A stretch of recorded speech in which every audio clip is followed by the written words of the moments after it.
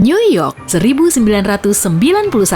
Seorang wanita cantik berambut panjang hitam duduk di kantor salah satu majalah Amerika terkenal. Dia melihat ke sudut jauh ruangan itu, ada tumpukan tinggi amplop yang belum dibuka. Dia menerima sekitar 10.000 surat dalam beberapa bulan terakhir dari seluruh negeri. Mereka mengirimkannya kepada dia setiap hari. Seseorang mengetuk pintu, seorang pemuda melaporkan dia mendapat surat baru. Dia memberi wanita itu satu tumpuk surat baru, lalu pergi. Wanita itu membuka satu amplop dan langsung melemparnya.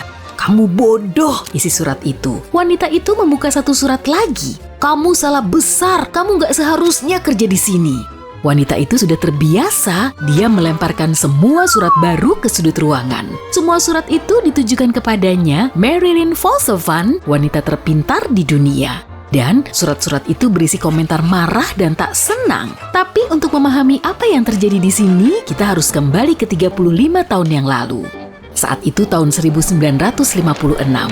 Koran di Amerika Serikat menulis tentang rekor tes IQ baru dan orang paling cerdas. Warga St. Louis, Missouri mendapat IQ tertinggi. Konon, jika kamu memiliki nilai lebih dari 140, kamu mendekati jenius dalam hal kecerdasan. Albert Einstein memiliki IQ sekitar 160. Leonardo da Vinci memiliki IQ 180 dan Isaac Newton memiliki IQ 190. Marilyn Fossovant dari Missouri memiliki IQ 228. Tentu saja banyak yang meragukan kecerdasannya. Semua tes kecerdasan memiliki soal dan teka-teki yang sama. Kamu bisa kok melatihnya dengan mengisi tes harian dan mempelajari cara mendapat poin maksimum. Itu yang mereka pikir tentang Marilyn Fossovant. Tidak banyak orang yang percaya dia memiliki skor tinggi dari tes pertama, tapi semua keraguan itu hilang saat mereka mengetahui dia baru berumur 10 tahun. Tidak mungkin dia berlatih bertahun-tahun pada usia muda untuk mendapat hasil ini, kan? Jadi, tentu itu menjadi sensasi. Dia dengan cepat menjadi terkenal. Saat dewasa, Marilyn Fossovant mempertanyakan efektivitas tes ini. Kecerdasan itu rumit dan tidak bisa diukur dengan rangkaian teka-teki logika. Pada tahun 1986, dia masuk Guinness Books of Records sebagai pemilik IQ tertinggi di dunia.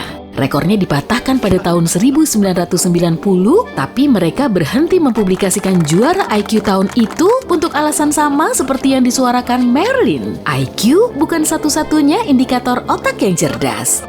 Tapi mari kembali ke cerita kita. Saat remaja, Marilyn mulai menulis artikel untuk koran dan majalah. Dia masuk kuliah untuk mempelajari filsafat dan Marilyn memilih jalan ini untuk leluhurnya dari pihak ayah, seorang ahli fisika dan filsafat Austria terkenal. Meskipun orang tuanya menginginkan dia memilih profesi yang lebih praktis, Marilyn percaya bahwa pikiran yang berkembang bisa diwariskan. Jadi dia mencari orang pintar untuk menciptakan keluarga di masa depan.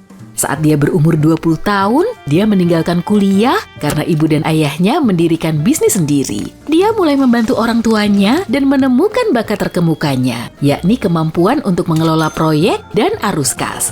Dia tidak pernah bercita-cita mendapatkan banyak uang dengan kemampuan itu. Marilyn hanya ingin membantu orang supaya bermanfaat bagi kemanusiaan. Selain itu, dia juga suka menulis. Oleh karena itu, pada tahun 80-an, dia pergi ke New York untuk menjadi penulis dan pada saat itu, dia sudah menjadi selebritas. Jadi dia nggak kesulitan mencari kerja. Salah satu majalah menawari Marilyn pekerjaan purna waktu. Tak lama kemudian, mereka memberinya kolom terpisah berjudul Ask Marilyn. Pembaca mengirimkan pertanyaan untuknya tentang topik logika setiap hari dan dia menjawabnya. Bahkan sekarang, dia terus memimpin kolom ini. Lalu suatu hari, pada tahun 1990, Marilyn membuat 10.000 orang menentangnya, termasuk para ilmuwan terkenal. Semua itu terjadi karena satu teka-teki logika. Seorang pembaca menanyakan pendapatnya tentang masalah Monty Hall. Ini adalah teka-teki terkenal yang masih diperdebatkan beberapa ilmuwan. Bayangkan kamu di acara TV yang memungkinkan kamu untuk mendapat mobil baru. Kamu berdiri di depan 3 pintu tertutup, ada kambing di balik 2 pintu itu, dan hanya 1 pintu yang memiliki mobil hadiah. Kamu punya 1 kesempatan untuk memilih pintu yang tepat. Sederhananya, peluangmu untuk menang sekarang adalah 1:3. Di kepalamu kamu sudah tahu pintu mana yang ingin kamu pilih. Pada saat itu, pembawa acara membuka 1 pintu dan ada kambing. Ini bukan pintu yang ingin kamu pilih. Oke, sisa 2 pintu. Maka peluangnya adalah 1:2. Apa masuk akal jika kamu berubah pikiran dan memilih pintu lain? Ya, kata Marilyn. Jika kamu mengganti pintu, peluangmu adalah 2:3. Jika tidak, peluangmu 1:3. Kamu harus selalu mengubah pilihan awal untuk menggandakan peluangmu.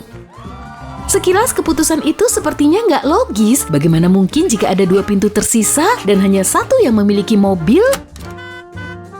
Jelas peluangmu untuk menang adalah 50-50. Tapi Marilyn nggak setuju dan banyak orang nggak suka jawabannya. Ilmuwan, guru, pekerja dari berbagai bidang dan usia mengiriminya surat kemarahan. Seseorang bahkan menyebutnya bodoh. Orang-orang lalu meminta menutup kolom ini dan memecat Marilyn dari majalah. Akibatnya dia menerima sekitar 10.000 surat yang mengkritiknya dan seseorang membuat situs web khusus tempat orang-orang bisa membantah jawaban Marilyn.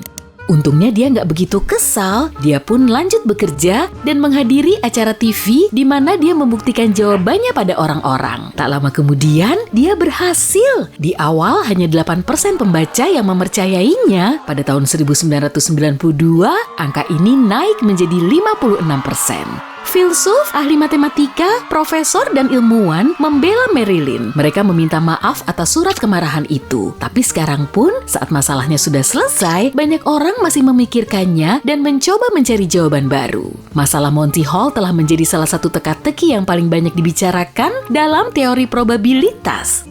Mereka menyimulasikan teka-teki itu di komputer, mengunduh semua data, dan mendapat jawaban Marilyn. Solusinya mungkin tampak rumit, tapi ada banyak penjelasan sederhana di internet.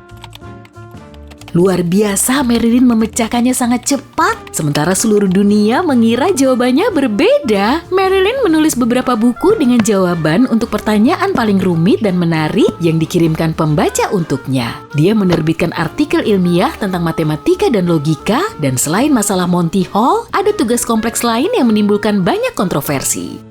Marilyn selalu ingin menemukan suami yang sama cerdasnya dengan dia agar keturunannya pun cerdas. Jadi, setelah 2 kali gagal dalam pernikahan, dia bertemu seorang ilmuwan dengan IQ 184. Prestasi utamanya adalah penemuan jantung buatan. Dia mendirikan perusahaannya sendiri dan Marilyn mulai bekerja di sana sebagai direktur keuangan. Perusahaan itu meneliti masalah jantung dan merancang teknologi yang menyelamatkan nyawa ribuan orang. Kini, Marilyn berumur 70 tahun lebih. Dia masih menjawab pertanyaan pembaca, menulis buku, dan membantu mengelola perusahaan. Dia menjalani hidup yang tenang dan tidak menyombongkan gelar wanita terpintar di dunia miliknya. Itu sebabnya sangat sedikit orang yang tahu tentang dia. Marilyn menggunakan kecerdasannya dengan bijak dan telah meraih kesuksesan. Perlu dicatat bahwa kesuksesan itu bisa menantang bahkan untuk orang cerdas. Masalahnya, IQ jenius bukan jaminan kebahagiaan. Bahkan ada ungkapan bahwa semakin kamu pintar, kamu semakin sedih. Seorang jenius perlu memiliki kecerdasan sosial, dan ini memberi mereka pengetahuan tentang berperilaku baik di depan umum dan pandai bicara. Banyak orang memiliki kemampuan untuk memahami lawan bicaranya secara intuitif. Mereka tahu bagaimana dan kapan saatnya menanyakan pertanyaan yang tepat dan memberi jawaban yang benar. Tapi bagi sebagian orang jenius, ini tugas yang sulit. Misalnya seseorang membuat patung yang unik, tapi tak bisa menjualnya dengan baik. Akibatnya orang bisa mengira patung ini murah sepanjang hidup sang pematung. Banyak musikus berbakat membiarkan label rekaman menipu mereka. Gitaris yang berpotensi menjadi bintang rock bisa bermain di jalanan seumur hidup karena meragukan dirinya dan ketidakmampuannya untuk menunjukkan diri. Banyak orang cerdas tidak menonjol dan menjalani hidup miskin karena tidak bisa membangun relasi dengan masyarakat. Terkadang, seorang jenius tahu semua tentang rekayasa genetika, tapi nggak tahu cara bersikap di pesta barbeque.